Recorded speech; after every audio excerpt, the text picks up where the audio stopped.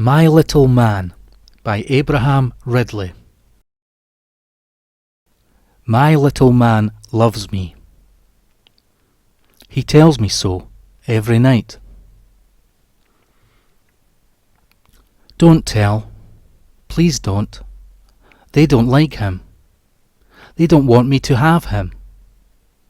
They want me to be alone up here all day. Well, I've had enough of this house. Indeed I have. I know these yolk-yellow walls as I know my own skin. I smell like the damp boards of this attic room. One day I'm going to take my little man and run down those dark, dark stairs, through the hall, and across that blush red carpet, and out into the street, to somewhere where they won't be able to pester me, shout at me, and lock me away. Not ever again. I'm so pretty, my little man says. He is very sweet, but he is not really pretty. Tonight I will get my paints from the drawer and make a wonderful picture of him. His poor face. And, oh, it is my fault, because I dropped him smack on the floor and quite spoilt his nose. Well, that can't be helped now. Today I am lonely. It is Wednesday, February the 3rd, and between the bars on my window I can see the blank wall of the bakery opposite, and nothing else at all. It is raining, and the rain runs down the red wall like fresh flowing blood. It is very beautiful. Anna is such a lovely name, he said. I think it is a lovely name too. I think today I will call myself Anna all day. I haven't been Anna for months and months and months, which is rather silly because I enjoy it. It is nice to have a name like Anna. If ever I should have a little girl of my own, I will probably call her Anna. It is Thursday, February the 4th. Last night I started to paint again. I got my paint box down from the big cupboard, and I painted a picture of my little man's face, just as if nothing had ever happened to his little nose. It is a lovely picture. I shall give it him on his birthday.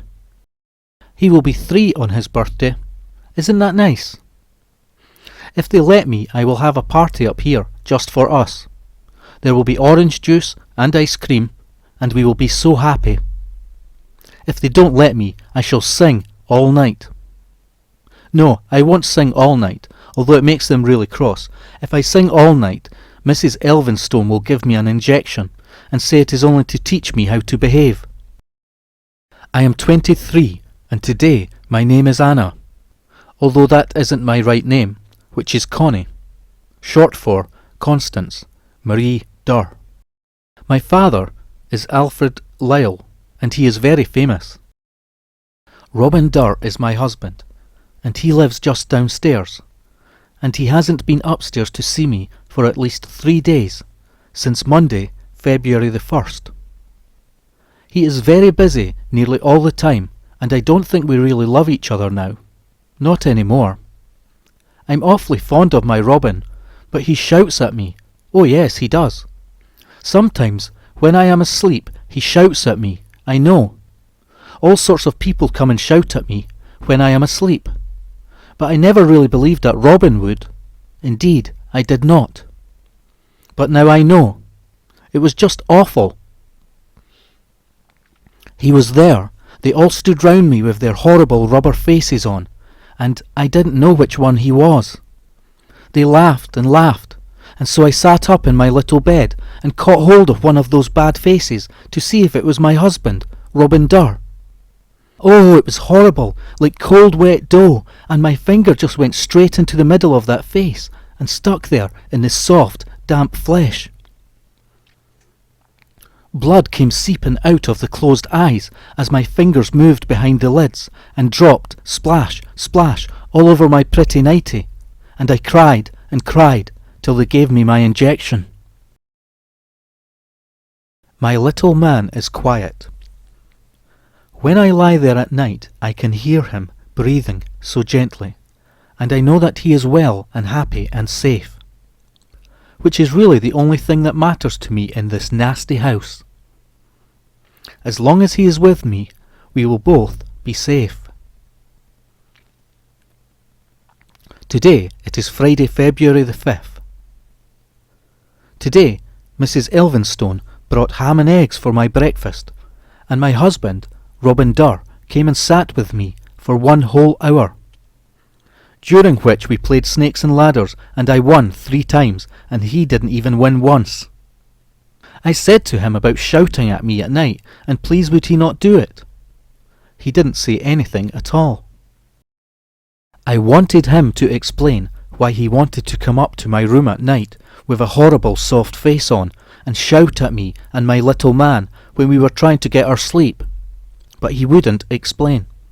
He put away our snakes and ladders, and he sat in his chair and smoked his horrid old pipe and said I wasn't to upset myself, and when I was better we would go away, and then there would be such lovely times. Then I said, I wasn't going to get better, was I? Mrs. Elphinstone said that he was to go downstairs and let me rest. Oh, I don't like that, Mrs. Elphinstone. Every time my husband, Robin Durr, comes up to talk to me, she makes him go away. If only I could talk to my husband, Robin Durr, without Mrs. Elphinstone sitting with us. I'm sure he would understand about not coming to shout at me in the middle of the night. What can I do? Mrs. Elphinstone is my jailer. Yes, she is. She is very fat and very clean, and she says how good and kind she is to me. But I know that she really wants to marry my husband, Robin Durr. She is far too old to marry my husband, Robin Durr, and she is not beautiful at all. My little man hates Mrs. Elphinstone. He told me so last night when I said, how would he like to have Mrs. Elphinstone for his mammy? I am going to tell my husband, Robin Durr, what my little man said about Mrs. Elphinstone, because even if he doesn't love me any more at all, there is still my little man to think about. I don't care what they do to me, but I won't let them touch my little man. Today the sun is shining outside. I can see the shadow of our chimney on the bakery wall, and that means the sun must be out and all bright and lovely. I wish I could take my little man out into the park, where he could see the toy boats and the pretty ducks. One day Mrs. Elphinstone said that she would take my little man away from me if I shouted at night again. Wasn't that an awful thing to say? Sometimes, when they shout at me, I shout at them to make them go away.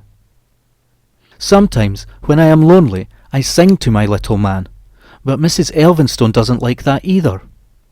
She wants me to be still and silent as a little mouse up here in my room, so that she can forget about me altogether.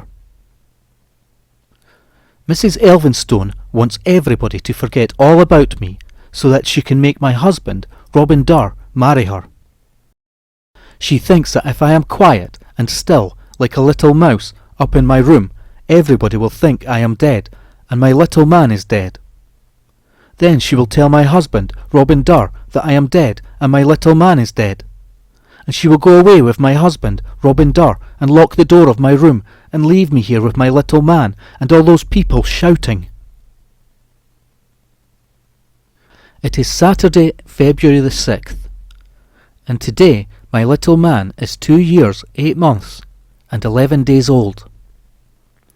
I have painted a special picture for him and hung it up on the wall where he can see it when he wakes up. The next time they come shouting at me, I will open my eyes and look at that lovely picture and not feel frightened at all. My little man loves me. My little man is the only one in this whole world who really, really loves me. And I really, really love my little man. Today I said to Mrs. Elphinstone, why did she want me to die? I wanted her to tell me that she wanted to marry my husband, Robin Durr.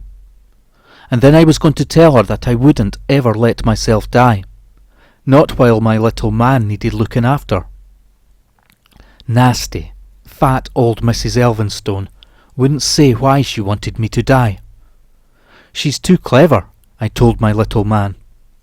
She wants to go on pretending that she is looking after us, and then one day, soon, she will send the men with the rubber faces to hurt us. And they'll shout and shout and shout so that no one can hear us at all. Well, I didn't tell Mrs. Elphinstone, but I know what I will do. I shall stick my fingers in my ears, and then I shan't hear them shouting at all. I won't let them hurt my little man. There is a great, fat, green man crawling along the floor on his tummy. He is crawling towards the bed, and I can hear him. It is a soft, slippery, slithery sound, because he has a soft, slithery body, and I know for certain sure that he is leaving his awful, damp mark all over my nice carpet, and that soon he'll come slithering up onto the bed. Once he just sat there, and I tried to kick him, and all those horrible pale leeches shook off his arms and legs and came slithering over me, and he cried and cried and crept after them, just trying to gather them up.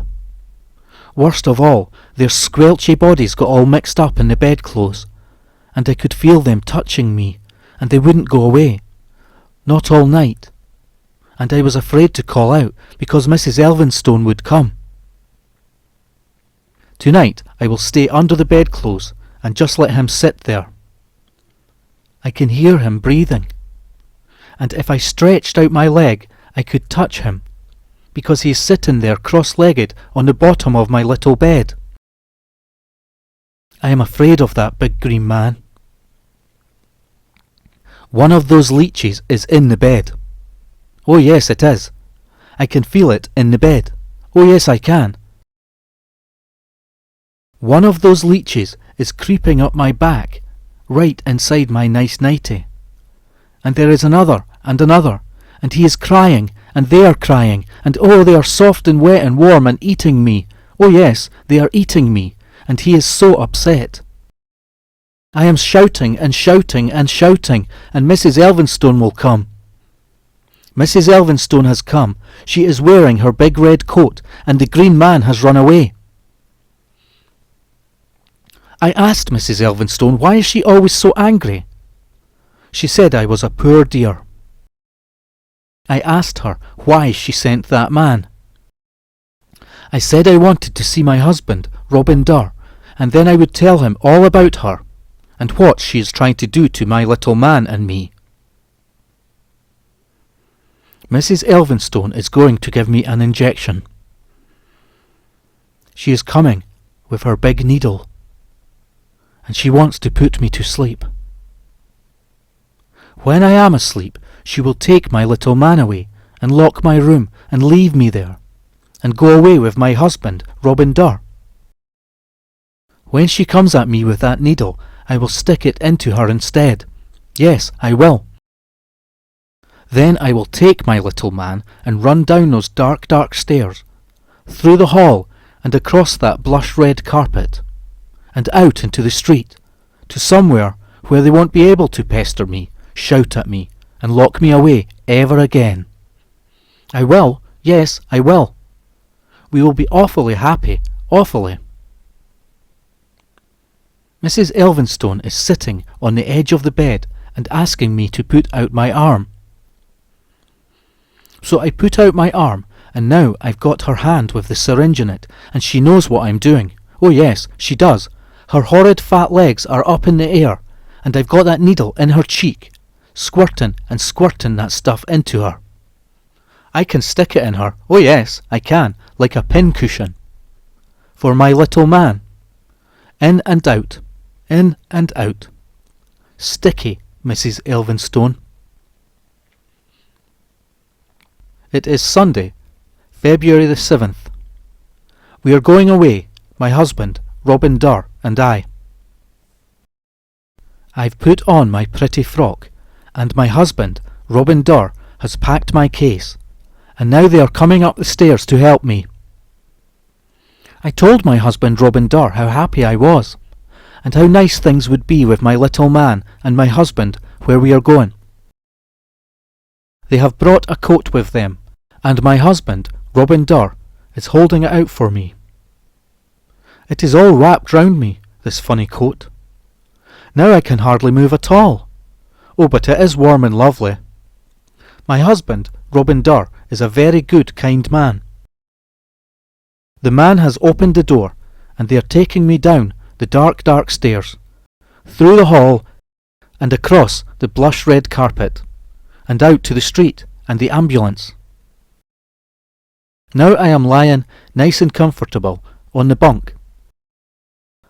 We are waiting for my husband, Robin Durr, who is bringing my little man. Here he is. What has he done with my little man? He is getting into the ambulance, and he has left my little man behind. No, he says. It's time we buried him properly.